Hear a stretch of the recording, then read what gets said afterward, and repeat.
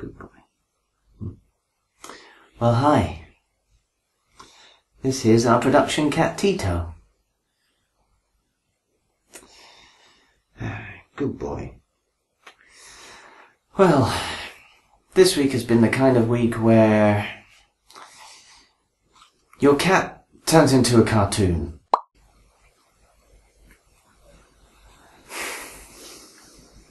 You see what I mean? The Graticast!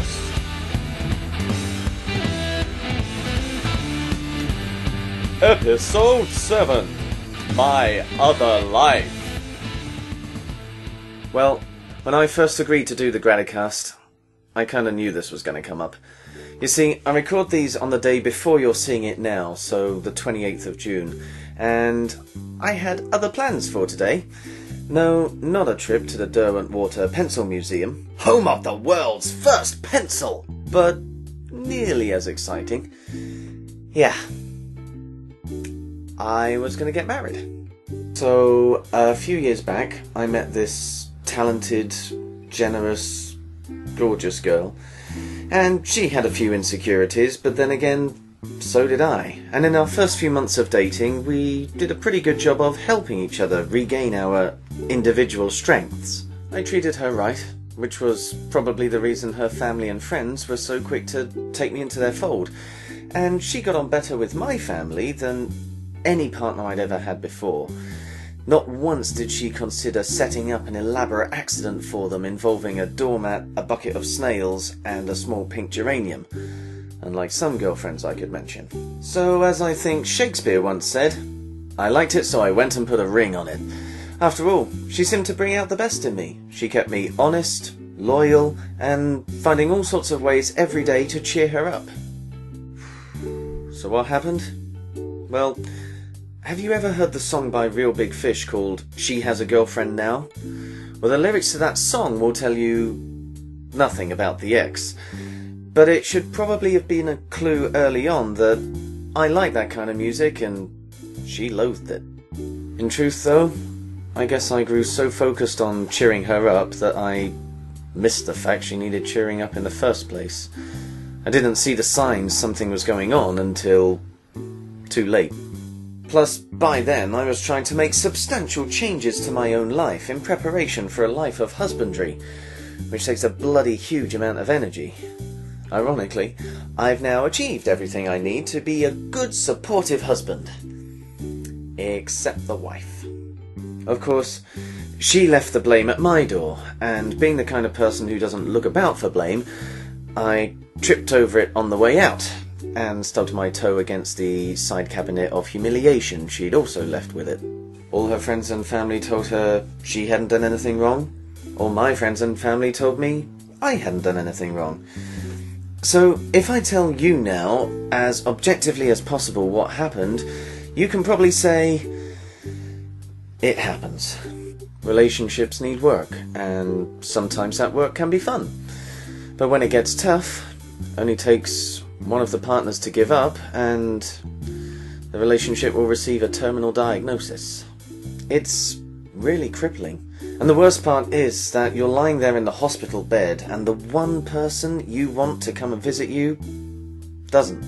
Or it's like being in a horror movie. Your partner is turned to a vampire and though they look like the person you fell in love with, they now only drink the blood of innocence and wake by moonlight, rendering you incompatible in diet, morals, and circadian rhythms. Or it's like switching from a PC to a Mac. All the key combinations that used to make your work so efficient now either don't work or do something so inexplicable that you get angry. And then it gets angry, and before you know it, you've got scorch marks all over the desk. 1 month we blissfully celebrate our engagement. 2 months on, one of us seeks a way out of it. And 2 months after that, the other one catches on. And so now, here I sit. A whole world of people, plans, possibilities, gone. Yeah. That could seriously have ruined my whole life. Now, when you go through that sort of thing, everyone has something to say about it, which is usually a variation of, it'll work out in time, one way or another. Which isn't very helpful because, well, you don't really want or another. Your emotions start being as inconsistent as a Lib Dem MP's voting record. You flip between worrying about her, hating her, planning to patch things up, plotting your revenge, crying to Adele, snapping your fingers to Destiny's Child Survivor because you're a strong, independent woman. Or maybe that's just me. And being in this much emotional pain tells you you really were in love.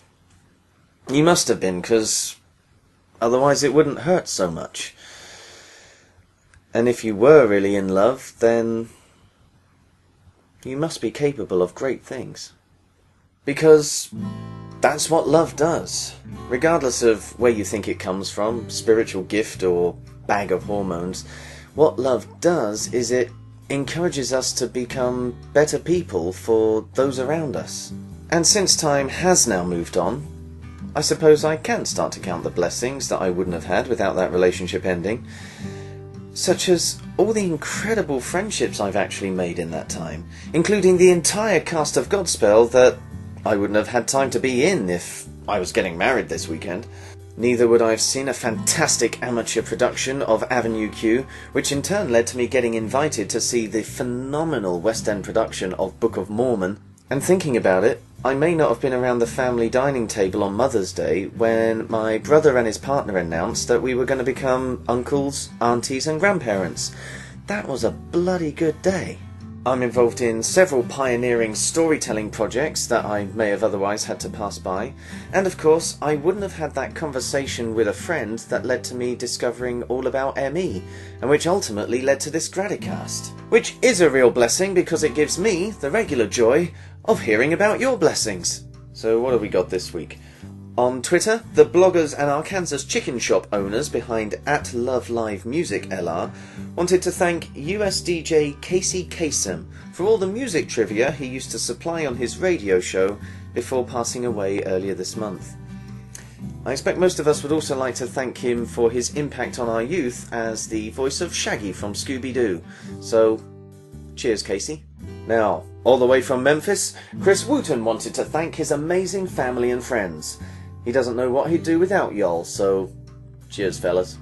Then on Facebook, Lauren from Canterbury shared the excitement of a man and van coming to help her and her partner move house to a much nicer neighbourhood, so good luck girls. Lucy thanked Wagamama Restaurant in Canterbury for messing with their menu in order to keep her happy, and apparently also making tofu taste nice. And Vicky near Cambridge was grateful for many things, including paddling in the North Sea, meeting her mum and a friend from years back, a visit to Shipwrith Widliff... that one. And last but definitely not least, her stalwart knight in armour, Dave. Now don't forget to let me know your shout-outs of thanks, folks. Just use the hashtag Graticast in your social media, comment on this video, or find me on Facebook or Twitter using the links below. Oh, and please do subscribe and share. Now this week, I hope you don't mind, but I've picked my own Gratitune, since it's such a significant day for me. And I've picked a song by my favourite band, Queen. Partly because the ex hated them, so I didn't get to listen to them nearly enough, but also because this song sums up the way I'd like to feel one day. And few things are more inspiring than immersing yourself in the soundtrack of your future. And finally, thank you for watching. Before you go though, one last thing. If your heart has been broken, remember, now you've tamed it, it'll be a lot easier to control next time. Stay thankful, and ciao for now.